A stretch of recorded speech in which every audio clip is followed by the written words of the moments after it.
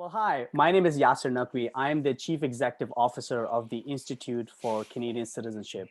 I cannot tell you how excited I am today to host two incredible Canadians as our guests as we celebrate Black History Month. Um, we are joined today with the Honorable Jean Augustine and Nicholas Johnson.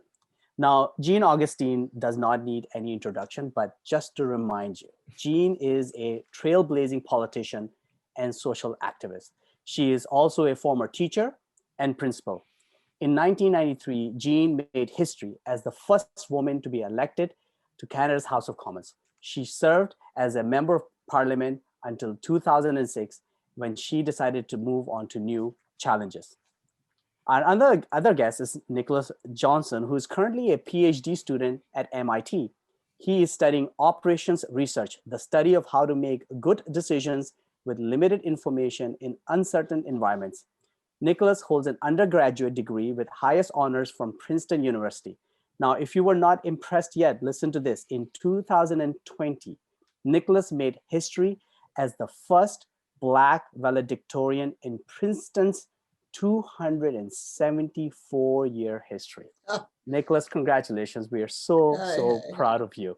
This is amazing. So I'm so excited to have both of you in this conversation. Jean, you're a mentor of mine. So many of us who have served in public life have stood on your shoulders. So first of all, thank you for your public service that you still have not ended. You continue to serve Canada in so many remarkable ways. But one of the most amazing accomplishments of yours, among many, is that 25 years ago, you legislated Black History Month, February as Black History Month in Canada.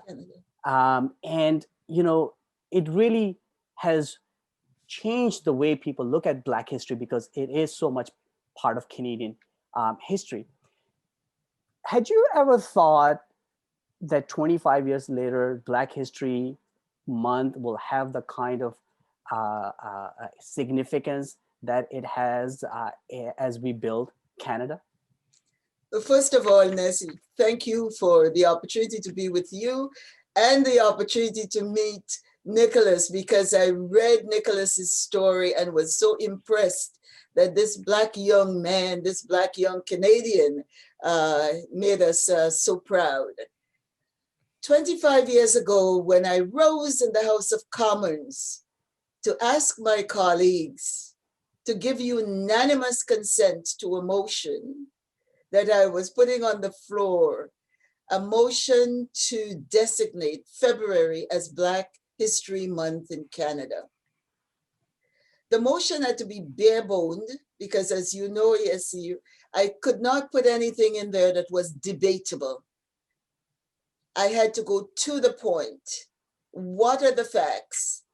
And the facts were that we were, as African Canadians in this country since 1603, as we're told by historians, the coming of Matthew de Costa on the voyage with Champlain, 1603, that we were part of the building of Canada, that we were part of the settlement, we were part of a number of things in Canadian history that's not really talked about, not really nice to bring to the fore. The history of slavery, enslaved people, the United Empire loyalists bringing their slaves with them, wrongs like promised land that turned out to be not land that could be farmed, the issue of not just the settlement, but also the contributions that we made to the development of Canada.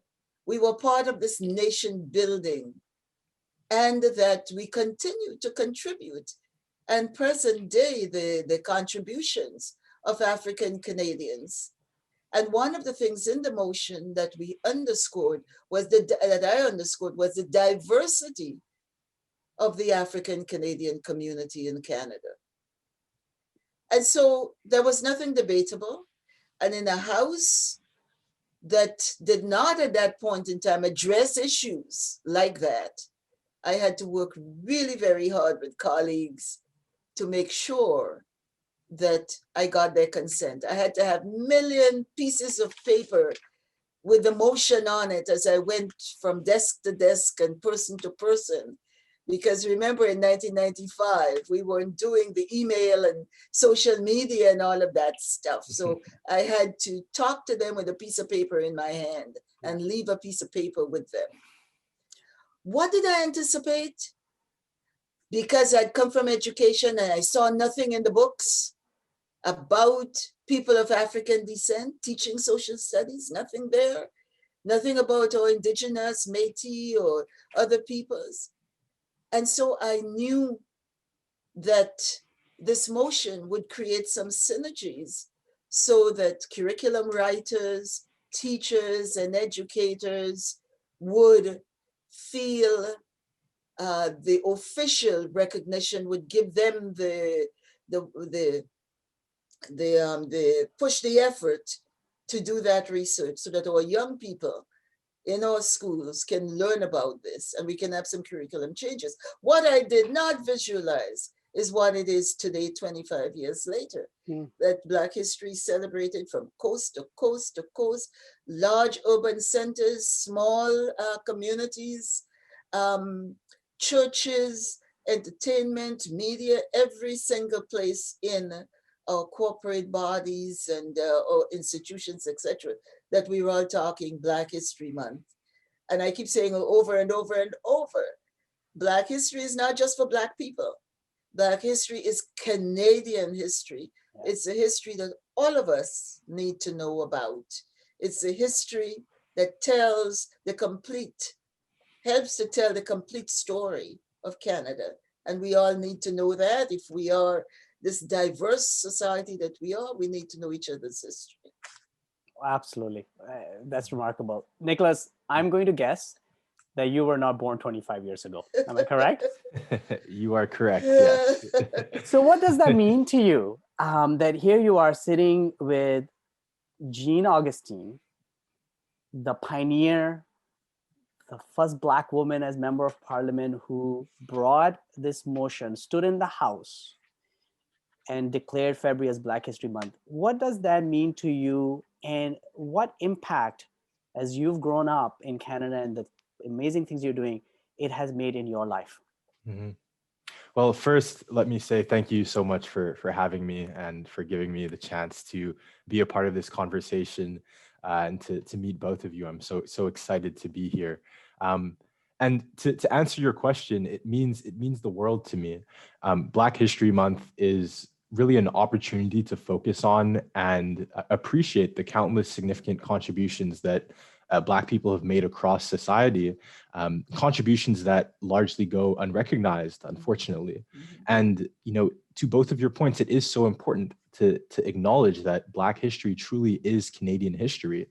I think that growing up in Canada, it was often during, let's say, the Black history modules at school and through conversations I would have with my loved ones and my mentors that I really was able to get a better appreciation of the significant contributions that Black Canadians had made that allowed me to enjoy the life that I'm currently living. And I think that my awareness and knowledge of those contributions have really been one of the things that have pushed me along the path that I've pursued so far. So thank you so much, Madam Augustine, for that very incredible work that you did 25 years ago to push things through. Great. Thank you, Nicholas. Now, both of you are going to be attending a citizenship ceremony that is being hosted by the Institute for Canadian Citizenship in partnership with the Government of Canada on February 26th. And we'll be celebrating Black History Month. It will be streamed live on various social media platforms. So let me ask you this question. And Jean, I'll start with you. What does citizenship means to you? Citizenship indicates to me the planting of one's commitment to a country, a state, a society, Because when we say I'm a citizen of, we can say I'm a citizen of the world, I'm a citizen of Canada, I'm a citizen, but it's the inner, it's one of those terms that is really, for me, it's very hard to define, because I see myself as a citizen of this country because I live here, I pay my taxes here, I have the commitment here to so much in the society. I have the um, I have the will to be what the expectations are of the society. And with that commitment to the society and that willingness to participate in the life, to obey the rules and the laws of the country, that kind of commitment makes me a committed citizen. So it's one of those hard to define exactly what a citizen. But I tell you, when, and I have been to citizenship, um, citizenship classes, places where individuals begin to understand what Canada is about, understand the importance of our laws, know what they will be swearing to and committing to for the rest of their lives, as it were. And the sense of pride that there is in individuals, especially those who are giving up one citizenship, one citizenship to accept and to enjoy, or to look forward to Canadian citizenship and what that would do in their daily lives as they work to their full potential. Nicholas, let me pose the same question to you. When you think of the word citizenship, and you're in a very unique position where you're raised in Canada and now living in the United States, so you kind of straddle both the countries. What does that word, that term means to you? I think that to me, citizenship, specifically being a Canadian citizen, is very much a continual process. And by that, I mean that as I've progressed through my experiences, I've come to both grow in my understanding of my citizenship, and I also know that I will only continue to grow in that understanding. I believe that being a Canadian citizen is an honor and a privilege that is very dear to me. And I believe that alongside that privilege comes a set of responsibilities, in particular to maintain and uphold through my actions the very core Canadian values, and also a commitment to continually engaging with issues that are important to me and are of interest to broad Canadian interests. And almost most importantly, to exercise my democratic rights.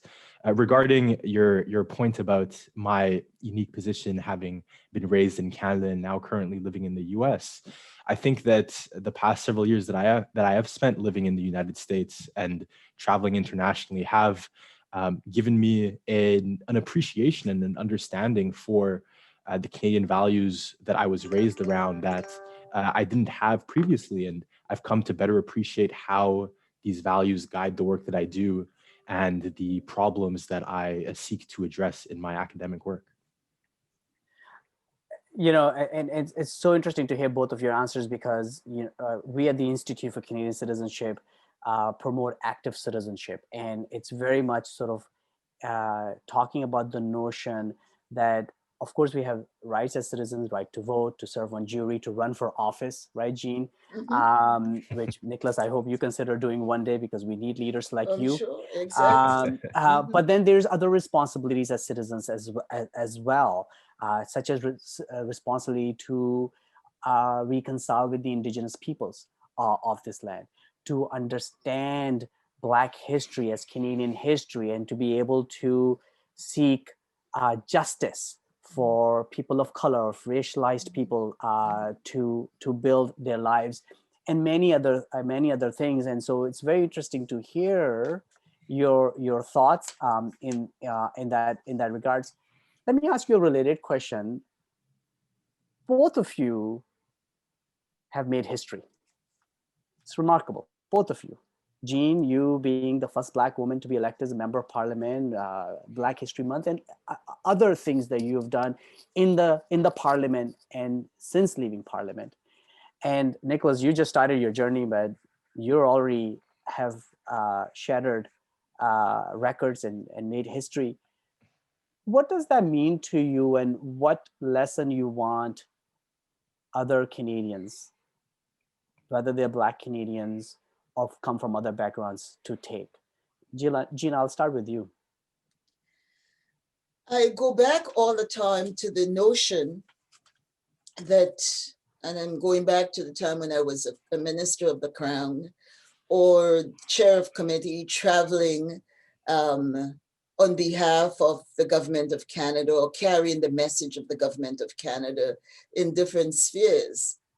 And I always thought of myself as both the messenger and the message, because whatever the message that I was giving as the messenger of Canada, it was reflected in who is bringing that message. So when I talked about the fact that, let's take one example, and we talk about the fact that we're a multicultural, multiracial, multi-ethnic, multi-religious society. And I'm saying this as the message, but I'm also, I'm saying this as a messenger, but I'm also the message, because you can see this reflected, in me. You can see the intersectionality, the woman, immigrant, and Catholic, etc., etc.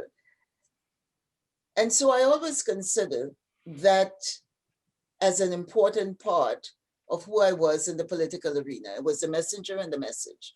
At the same time, we hear the words, someone said that, I mean, I didn't put that forward, but I do believe that you have to see it to be it.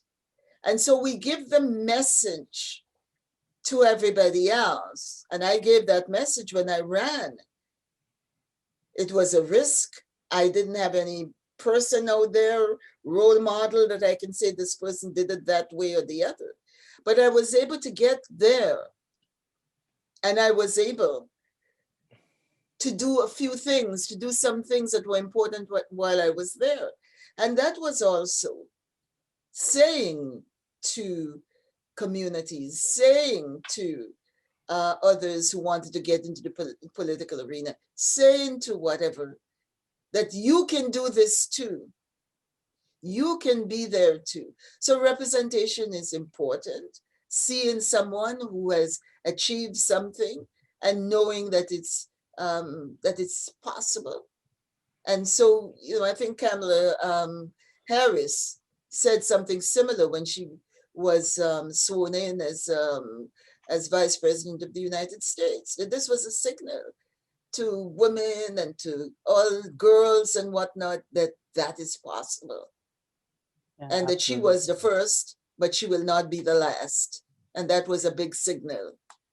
And so I see that representation and that ability to say to, as I said, the intersection, I was a woman, I was, and I was a Black woman, and that I was able to go through that barrier, to push the barrier back a bit. And it's possible for all of us to be able to do that. Nicholas, do you see yourself making history, or you're too humble or too young to see that way? And if you do, which I hope you do, what does that mean to you? What's the message for other young Black kids in Canada and United States? Mm-hmm. I think that being named Princeton's first Black valedictorian was truly an incredible moment for me, particularly given Princeton's historical ties to slavery and the history surrounding both the institution and its affiliates with respect to history in the United States. My parents and my mentors, many of whom are people of color, always really pushed me to pursue my passions to the best of my abilities, even if it meant entering spaces that were dominated by people who didn't look like me. So at Princeton, when I was actually first named the valedictorian, I hadn't by any means set that as a goal of mine, nor did I know that I was the first Black valedictorian. It actually took the university several weeks to verify whether or not this was correct. And I say that to say that my motivation was really to pursue my academic interests to the best of my ability, and it had the effect of leading me to the position that I found myself in. So more than anything, I really hope that my achievement can serve as a source of inspiration for all people, particularly youth, regardless of race, regardless of gender, to have the confidence and the courage to pursue whatever they might be passionate about to the best of their ability, even if doing so means they might have to break barriers. And Jean, to your point about representation, I also really hope to be an advocate for increased representation of Black people and other minorities in STEM, in technology, in the fields that I'm pursuing my professional career in. Oh, good. Exciting. Seems like future is in good hands, right, Jean? Yes. Oh, yes. I said we just have to pass the baton. Absolutely. And these young people will run with it. Yeah, but Jean, as I said, we stand on the shoulders of giants like yourself. So, we can never forget our past and the sacrifices that people like you and many others have made to a place where Nicholas can enjoy the privileges that he's enjoying. And it's amazing to see that he recognizes that and he wants to not only run with the baton, but then pass it forward as well. Now, Jean, as I understand, you were born in Grenada? Grenada. Grenada, I'm sorry. If you say Grenada, then you go to Spain. Okay, well, Grenada. Thank you for correcting me. Now, do you remember your citizenship ceremony? I did not have a citizenship ceremony. I came in 1960-61. I came with a British passport. Okay. You have to know the history of the Caribbean and the colonial, regime and whatnot. I was a British subject. 47 years or so ago, Grenada got its independence. And when I left, it was a member of the Commonwealth. It was a British colony. And so were so many of the others. Independence didn't come late for many of the islands. And so I came with my British passport. So I was a British citizen. And you came to Toronto? I came to Toronto, and my ceremony, if you can call that a ceremony, we were given a slip of, that whatever the immigration gave you on landing, a landed immigrant status. And I just went to Etobicoke.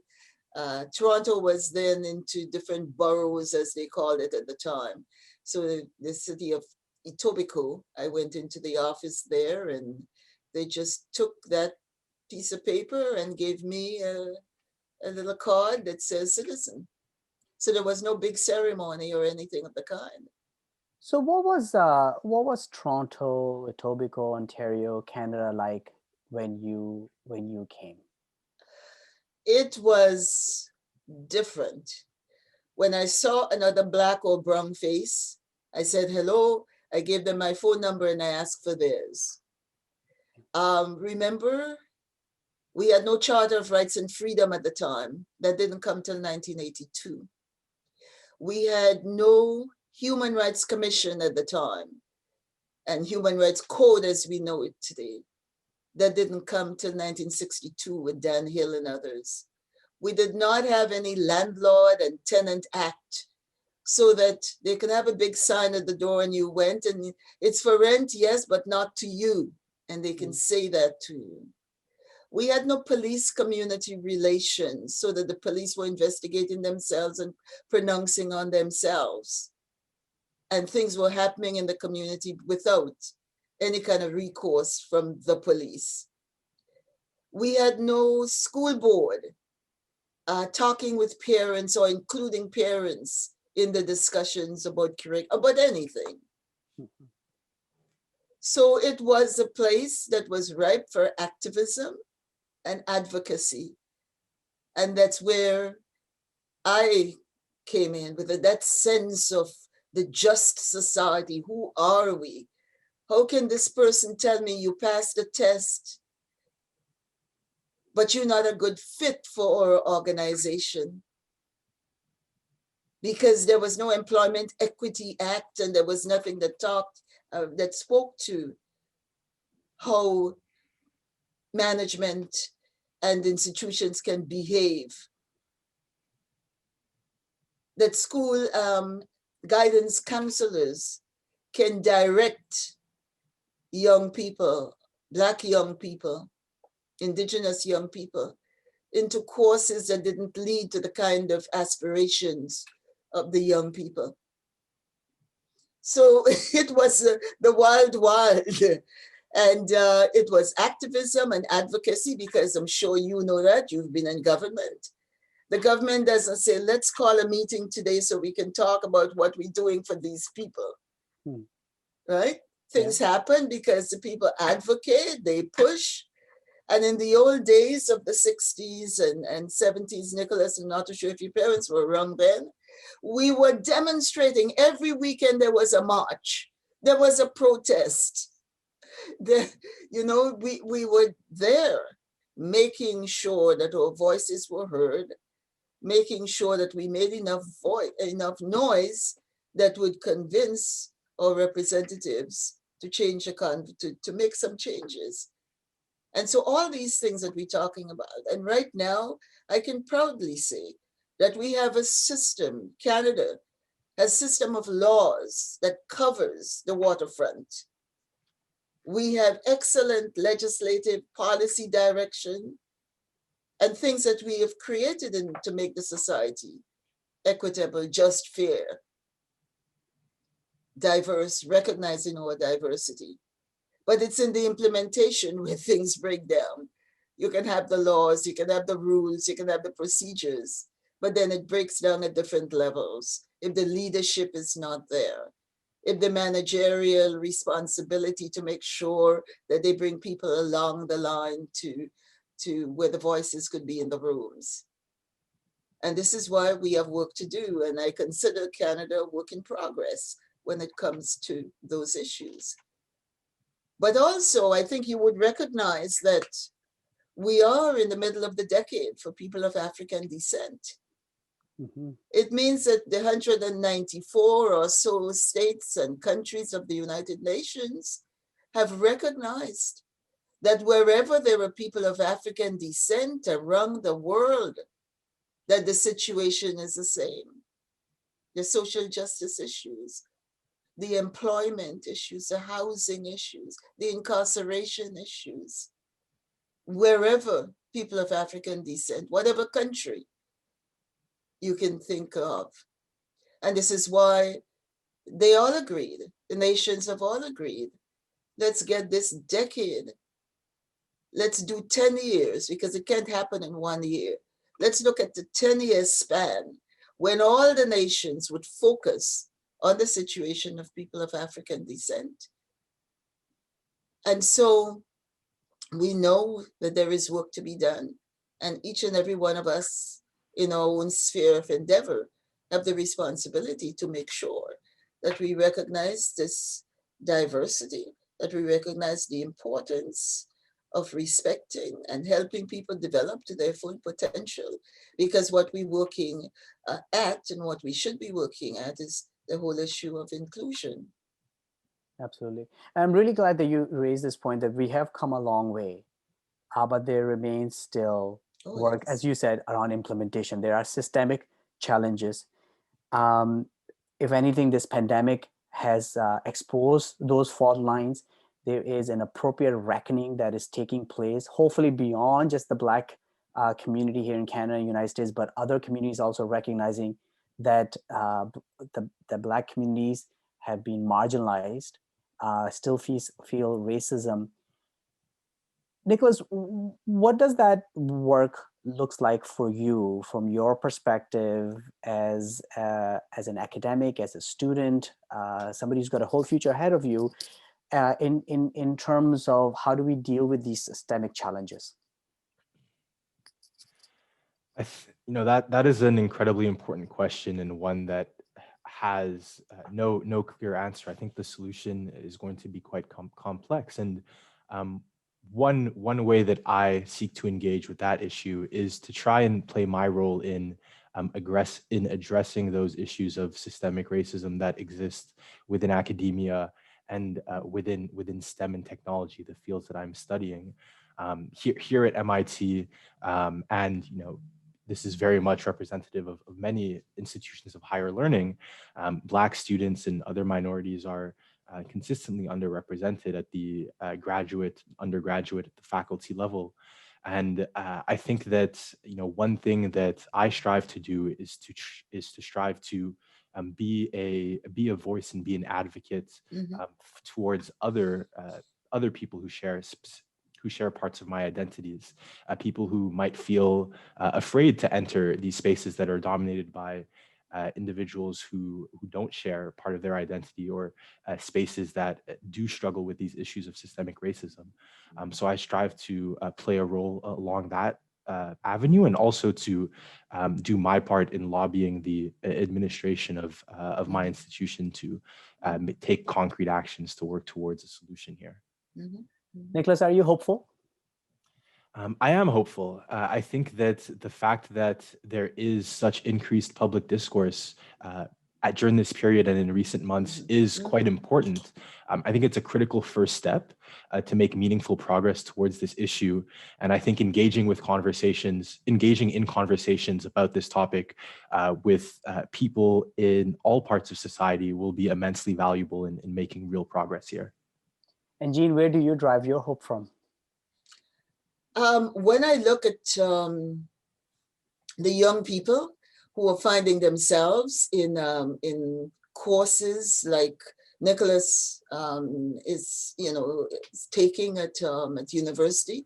When I see those who are writers writing on the topic and the subject, when I see those individuals who are taking history and archaeology and archivists and museum work, when I see the young people getting into those fields, those research and other fields that would give us the documentation that can help the community to move forward and can help all of us in society to move forward.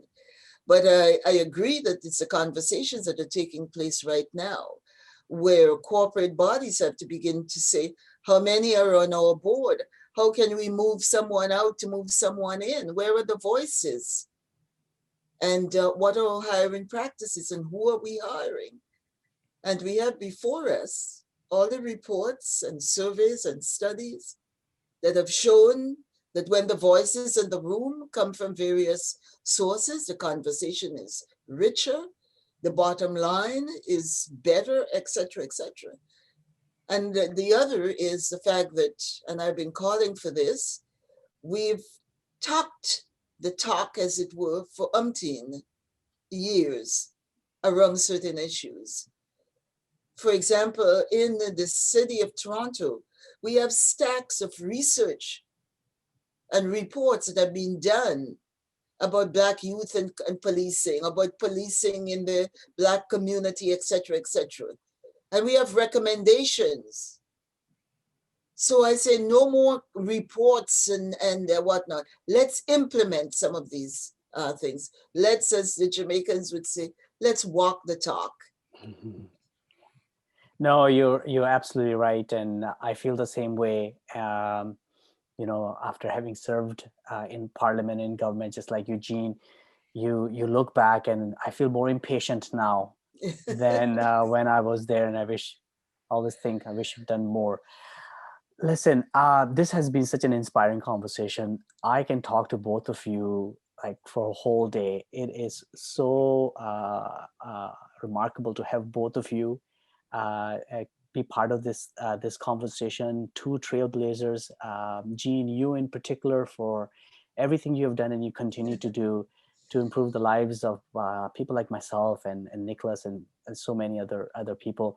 And looking forward to sharing the stage with you on a citizenship ceremony where we'll welcome new members to our Canadian families. So thank you for participating. Thank And you. Nicholas, keep doing the amazing things you're doing. We're so proud of you. You give me hope. And so thank you. Thank you so much. The pressure is on, Nicholas. I'll try to live up to the path that you blazed. Oh, Have a good day, everyone. yeah, Thank good you. wishes go with you, Nicholas. Good wishes. Thank you. Same to Thank you. you.